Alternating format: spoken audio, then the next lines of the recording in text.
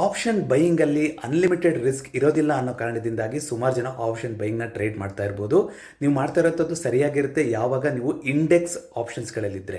ಅದೇ ನೀವೇನಾದರೂ ಸ್ಟಾಕ್ ಆಪ್ಷನ್ಸ್ಗಳನ್ನು ನೀವು ಟ್ರೇಡ್ ಮಾಡ್ತಾ ಇದ್ದೀರಾ ಅಂದರೆ ಅಲ್ಲಿ ಅನ್ಲಿಮಿಟೆಡ್ ರಿಸ್ಕ್ ಆಗುವಂಥ ಸಾಧ್ಯತೆ ಇರುತ್ತೆ, ನೀವು ಮರೆಯೋಕ್ಕೆ ಹೋಗಬಾರ್ದು.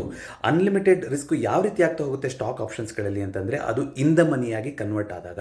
ಉದಾಹರಣೆಗೆ ನೀವು ಯಾವುದೋ ಒಂದು ಕಂಪನಿಯ ಶೇರು 1500 ನೀವು ಕಾಲ್ ಆಪ್ಷನ್ನ ಬೈ ಮಾಡಿದ್ದೀರಾ ಅಂತ ಅನ್ಕೊಳ್ಳೋಣ. 1500ಕ್ಕಿಂತ ಮೇಲ್ಗಡೆನೇ ಇರುತ್ತೆ ಅಂತ ನೀವು ಕಾಲ್ ಆಪ್ಷನ್ನ ಬೈ ಮಾಡಿದ್ದೀರಾ.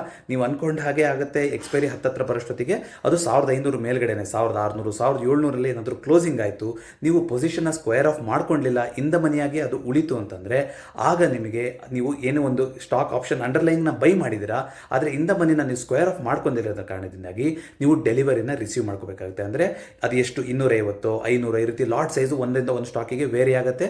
ಸರಿಸುಮಾರು 120ರಿಂದ 130 ಕಂಪನಿಗಳು NSE F&Oಗೆ ಎಲಿಜಿಬಲ್ ಇರುತ್ತಲ್ವಾ. ನೀವು ಯಾವ ಸ್ಟಾಕಲ್ಲಿ ನೀವು ಸ್ಟ್ರೈಕನ್ನು ನೀವು ತೊಗೊಂಡಿದ್ರು ಆ ಸ್ಟಾಕಿಂದು ಅಷ್ಟು ಲಾಟ್ ಸೈಜ್ ಎಷ್ಟಿರುತ್ತೋ ಅಷ್ಟರದ್ದು ನೀವು ಡೆಲಿವರಿನ ತೊಗೋಬೇಕಾಗುತ್ತೆ, ಅಂದರೆ ಬೈ ಮಾಡಬೇಕಾಗುತ್ತೆ. ಆ ಸ್ಟಾಕ್ಗಳನ್ನು ಫಿಸಿಕಲ್ ಡೆಲಿವರಿ ತೊಗೋಬೇಕಾಗ್ತಾ ಹೋಗುತ್ತೆ, ಇದು ನೆನಪಿರಲಿ. ಸೊ ಅದೇ ನೀವೇನಾದರೂ ಪಿ ಆಪ್ಷನ್ನ ಬೈ ಮಾಡಿದ್ರಿ ಅಂತಂದರೆ ಸಿ ಬದಲಿಗೆ, ಅಂದರೆ ಉದಾಹರಣೆಗೆ 1500ಕ್ಕಿಂತ ಮೇಲೆ ಹೋಗೋದಿಲ್ಲ ಅಂತ ನಿಮ್ಮ ಊಹೆ ಇರುತ್ತೆ. ಸೊ 1500 ಪಿನ ಬೈ ಮಾಡಿರ್ತೀರಾ, ನೀವು ಅಂದ್ಕೊಂಡ ಹಾಗೆ ಆಗುತ್ತೆ 1200 ಅಥವಾ 1300 ಈ ಥರ ಬಂದು ಒಂದು ಇನ್ ದ ಮನಿಯಾಗಿ ಏನಾದರೂ ಕ್ಲೋಸಿಂಗ್ ಆಗೋಯ್ತು, ನೀವು ಪೊಸಿಷನ್ನ ಸ್ಕ್ವೇರ್ ಆಫ್ ಮಾಡ್ಕೊಳ್ಳಿಲ್ಲ ಅಂತಂದರೆ ನೀವೇನು ಮಾಡಬೇಕಾಗುತ್ತೆ, ಈಗ ಡೆಲಿವರಿನ ಕೊಡಬೇಕಾಗುತ್ತೆ. ಯಾಕಂದರೆ ನೀವು ಪಿನ ಬೈ ಮಾಡಿದ್ದೀರಾ, ಸೊ ನೀವು ಡೆಲಿವರಿ ಕೊಡಬೇಕು ಅಂದರೆ ಆ ಪರ್ಟಿಕ್ಯುಲರ್ ಸ್ಟಾಕು ನಿಮ್ಮ ಹೋಲ್ಡಿಂಗ್ಸಲ್ಲಿ ಅಷ್ಟು ಕ್ವಾಂಟಿಟಿ ಇತ್ತು ಅಂತಂದರೆ ಅದನ್ನ ವಜಾ ಮಾಡ್ಕೊತಾರೆ, ಅಷ್ಟು ಇಲ್ಲ ಅಂತಂದರೆ ನಿಮ್ಮ ಅಕೌಂಟು ಡೆಬಿಟ್ ಆಗ್ತಾ ಹೋಗುತ್ತೆ.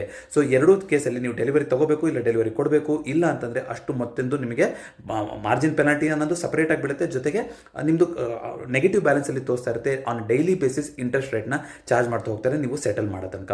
ಇದನ್ನು ದಯವಿಟ್ಟು ಮರೆಯೋಕ್ಕೆ ಹೋಗ್ಬಿಡಿ. ಹಾಗಾಗಿ ಇನ್ ದ ಮನಿಯಾಗಿ ಕನ್ವರ್ಟ್ ಆಗ್ತಾ ಇದೆ ಅಂದರೆ ನೀವು ಎಕ್ಸ್ಪೈರಿ ತನಕ ಇಟ್ಕೊಳ್ಳೇಬಾರ್ದು, ನೀವು ಪೊಸಿಷನ್ನ ಸ್ಕ್ವೇರ್ ಆಫ್ ಮಾಡ್ಕೋಬೇಕು. ಯಾಕೆಂದರೆ ಇನ್ ದ ಮನಿ ಆಪ್ಷನ್ಗಳಿಗೆ ಲಿಕ್ವಿಡಿಟಿ ಕೂಡ ಕಮ್ಮಿ ಇರುತ್ತೆ.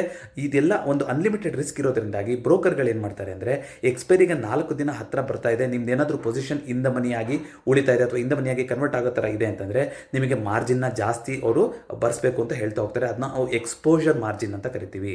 ಸೊ ಎಕ್ಸ್ಪೋಜರ್ ಮಾರ್ಜಿನ್ನು ನೀವು ಮೇಂಟೈನ್ ಮಾಡಬೇಕಾಗುತ್ತೆ. ಅಕೌಂಟಲ್ಲಿ ಎಕ್ಸ್ಟ್ರಾ ಅಮೌಂಟು ಅಷ್ಟು ದುಡ್ಡನ್ನು ನೀವು ಮೇಂಟೈನ್ ಮಾಡಲಿಲ್ಲ ಅಂತಂದರೆ ಅವರು ಅನ್ಲಿಮಿಟೆಡ್ ರಿಸ್ಕ್ನ ಅವಾಯ್ಡ್ ಮಾಡಲಿಕ್ಕೆ ಆಟೋಮೆಟಿಕ್ ಆಗಿ ಪೊಸಿಷನ್ನ ಸ್ಕ್ವೇರ್ ಆಫ್ ಮಾಡ್ತಾ ಹೋಗ್ತಾರೆ. ಸೊ ಪೊಸಿಷನ್ ಸ್ಕ್ವೇರ್ ಆಫ್ ಮಾಡಿದಾಗ ಯಾವ ರೇಟಲ್ಲಿರುತ್ತೋ ಆ ರೇಟಲ್ಲಿ ಕೊಡ್ತಾ ಹೋಗ್ತಾರೆ. ಒಂದು ವೇಳೆ ಏನಾದರೂ ಪೊಸಿಷನ್ ಸ್ಕ್ವೇರ್ ಆಫ್ ಮಾಡೋಷ್ಟು ಲಿಕ್ವಿಡಿಟಿ ಸಿಗಲೇ ಇಲ್ಲ ಅಂತಂದರೆ ಆಗ ಎಗೇನ್ ಪೆನಾಲ್ಟಿ ಬೀಳುತ್ತೆ, ನೀವು ಅದನ್ನ ಕ್ಲಿಯರ್ ಮಾಡೋ ತನಕ ನೀವು ಟ್ರೇಡ್ ಮಾಡೋಕ್ಕಾಗೋದಿಲ್ಲ. ಹಾಗಾಗಿ ಆಪ್ಷನ್ ಬೈಯಿಂಗಲ್ಲೂ ಕೂಡ ಅನ್ಲಿಮಿಟೆಡ್ ರಿಸ್ಕ್ ಇದೆ. ಯಾವಾಗ ನೀವು ಸ್ಟಾಕ್ ಆಪ್ಷನ್ಸ್ಗಳಲ್ಲಿ ನೀವು ಇನ್ ದ ಮನಿನಲ್ಲಿ ಪೊಸಿಷನ್ನ ಹಾಗೆ ಉಳಿಸ್ಕೊಂಡ್ರಿ, ಸ್ಕ್ವೇರ್ ಆಫ್ ಮಾಡ್ಕೊಂಡಿಲ್ಲ, ಅಥವಾ OTM ಇರೋದು ITMಗೆ ಕನ್ವರ್ಟ್ ಆಗ್ತಾ ಇದೆ, ಎಕ್ಸ್ಪೈರಿ ಹತ್ತಿರ ಬರ್ತಿದೆ ಅಂತಂದರೆ ಈ ಅನ್ಲಿಮಿಟೆಡ್ ರಿಸ್ಕ್ ಇರುತ್ತೆ.